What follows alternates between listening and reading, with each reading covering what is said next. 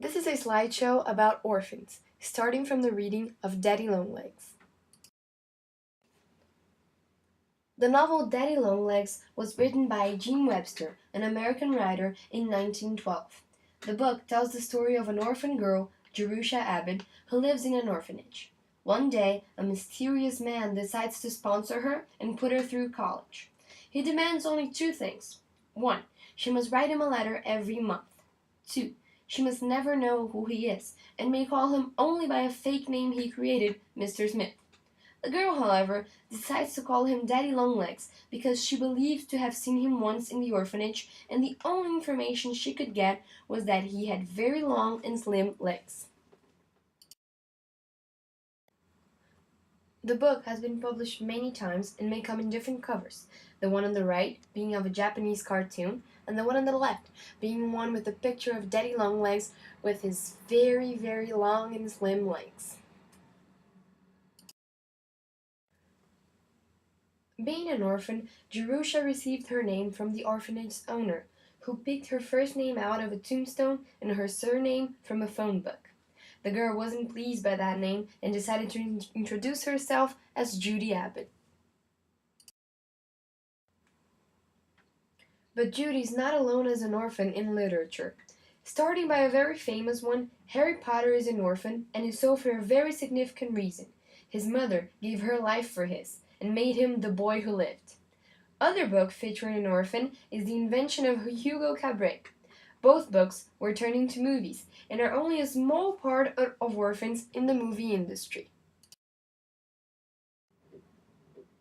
Disney movies are a good example. A classic Disney orphan is Cinderella, who had to live with her evil stepmother after her father passed away. But it doesn't stop there. Peter Pan, Mowgli, and Snow White were also orphans.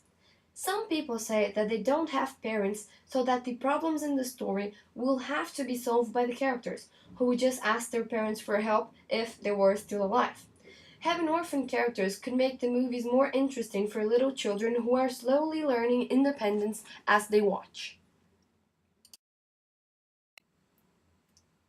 There are also other movies with orphans as main characters, like Meet the Robinsons, where Louis travels to the future to find a way to track his mother down, or even Stuart Little, the story of a tiny mouse who lives with humans, or even The Orphan, a horror movie about a deeply disturbed orphan woman.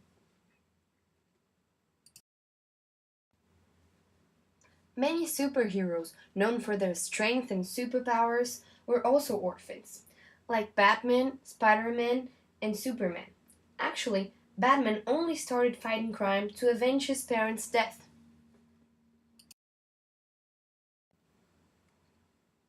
No one can say that being an orphan can stop you from achieving fame.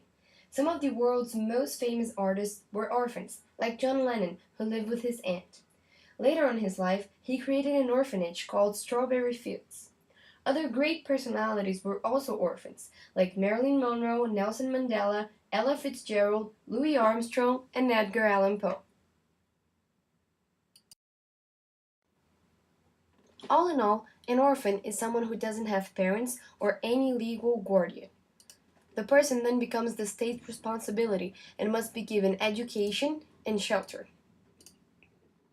Not having a stable family is a great sadness, but some people manage to overcome it and achieve success, whether in real life or in books and movies.